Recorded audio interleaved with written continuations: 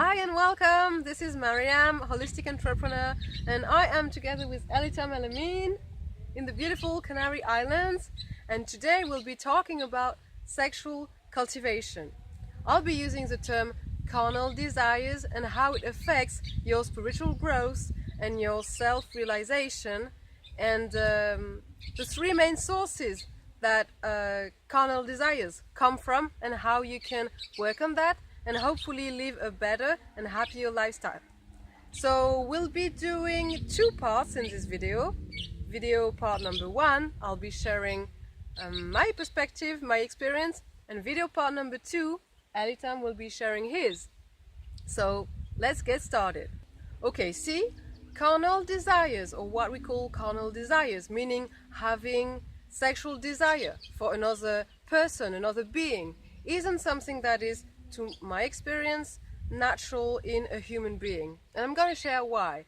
Actually, having this kind of desire leads you to envy, to cravings, and to eventually pain and suffering.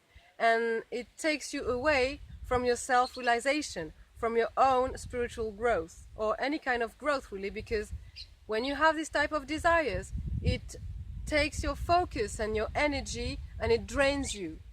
Now, when you are able to free yourself from those carnal desires, from this attachment to the physical appearance, to feeling like when you look at someone or when you are with someone, you want to possess that body, or you want to be in relation, like intimate or more than just a connection with a being. When you have those thoughts, okay, that are attached with carnal desires, with appearance of what you see, okay, then it drives you away from your own focus, and it drives you away from cultivating that energy that is so important for you to thrive in your own lifestyle, in your own life, okay? Now, where do these carnal desires come from? If as I told you, it's not natural, so where do they come from? See, through my experience, I've learned and discovered that these desires come from a distorted mind, okay? A distorted version of how life should be. And the first reason is, look at what you consume, okay? Not just food, but everything else. Look at the emotion you consume. Look at the images you consume. Look at the videos, the audios, the sounds, the literature, everything that you consume, the advertisements, the TV, everything, and really go deeper into questioning everything, and you will see that from there, somehow, this is leading you to changing your natural thought pattern, your natural intention, your natural, in other way, and this is my second part, the purity of your thought process, the purity of your intention, the purity of your actions, okay? And the more you look at things or you consume external things that drive you away from your natural purity of intent, the more you become out of your alignment with purity and with innocence and with wisdom, the more you will get those carnal desires coming and coming, okay? And when you start feeding them, then you enter a path which is kind of a loop and a virtual cycle for which you will have to train yourself again to get out of it. Just like a drug addict, okay? When he starts having a cocaine addiction, then going out of it is much harder than staying on your natural health path from the beginning. Get me there? Okay. So now, the second main source of carnal desires, how does it build up? That's actually what I already said. So the purity of your thoughts and actions and intentions, which are originally there in your constitution, okay? You naturally, see, if you lie, or if you steal, or if you do things that are not coming from a place of unconditional love and a place of self-awareness and understanding of what is the consequences of your actions. When you lose sight of this, purity, that's when you start putting a seed that will germinate and lead to carnal desires. This build up again. And again, a new loop starts up. It will be harder to remove those seeds once they are already there. But this is how we kind of live in our society, okay? You may have got that it's normal to have a desire or sexual attraction for someone from your parents or from your education or from the people surrounding you, from your friends, from the school, from all these places, advertisements, TV, that kind of create this programming in your brain that this is a must, or this is a reality, or this is the only truth, when it isn't originally. And I'll give you an example. If you really think of yourself as a child, like, you know, like we as a child, a young child, we grow up without having the idea of having, you know, sexual desire for another person. And we grow up happy, and we grow up healthy, and we grow up beautiful and rejuvenated, and with all this energy that we have, okay? And the more you grow, we tend to receive from the outside environment all those beliefs that it's a must to have sexual desires, in other words, carnal desires for another person or being. Now, about this second main source that I told you about, purity of thoughts, intentions and actions. The reason why we drive away from things that are natural and normal, saying the truth, this is normal, saving your energy, this is natural and normal, not stealing, this is normal, but because we forget, and actually the scriptures are there to remind us that, the precepts are there to remind us that, you know, in any religion like Buddhism or Christianity or Islam, any religions have their own commandments which are more or less all the same. And this is a reminder to keep ourselves pure in thoughts and intentions and actions. Now, because we have freedom of choice, or so-called freedom of choice, we have the choice to derive ourselves from those commandments and those precepts and this behavior that is a natural, healthy behavior.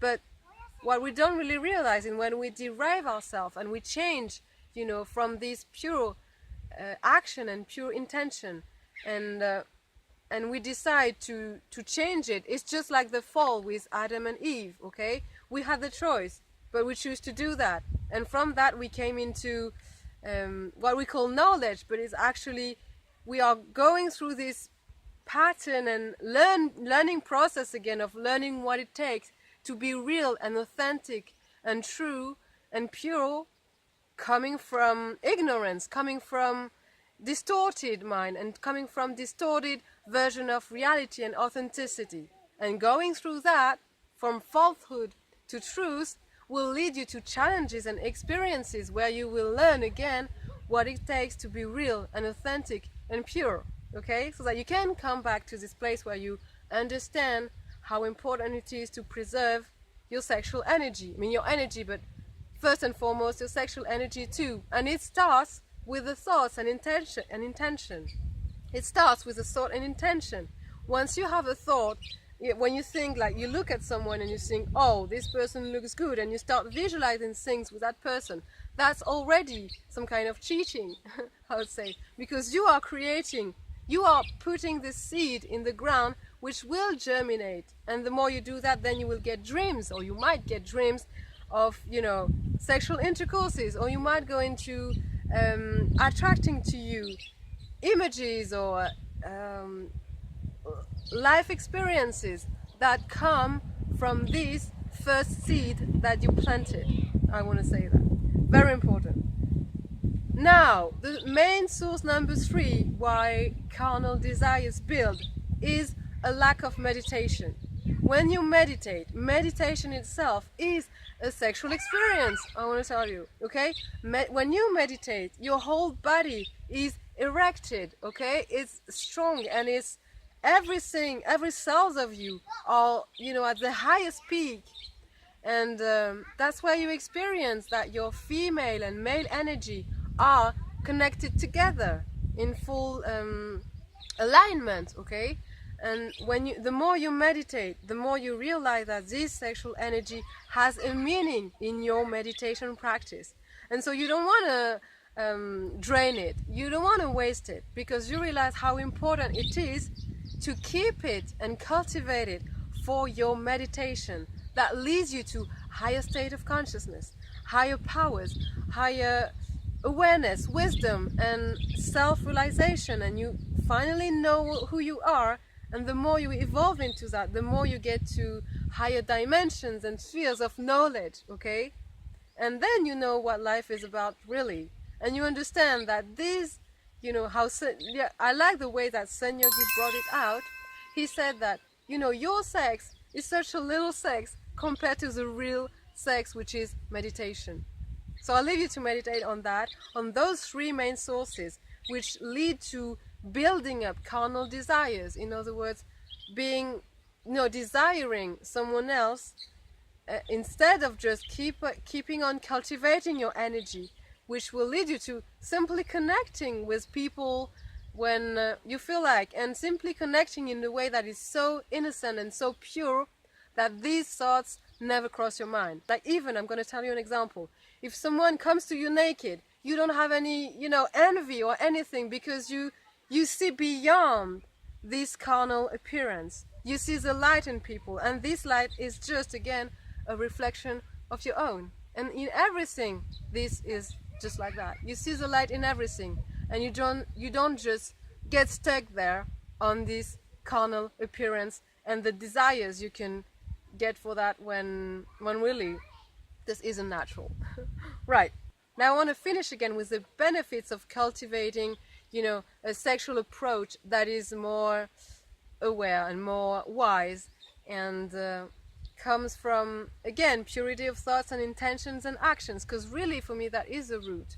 You will get more powers, you will get more beauty, you will get, yourselves will rejuvenate so much faster and in a deeper way.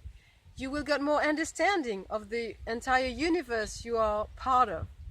I mean, so many benefits, I could go on and on, there's no end. I'm sure Elitom will tell you more, but really this is such a key in your spiritual progress, in your self-realization path, to be careful of those carnal desires, because they're really, really, I mean, if you have them, you can't reach higher states of consciousness, definitely, I'm going to tell you that.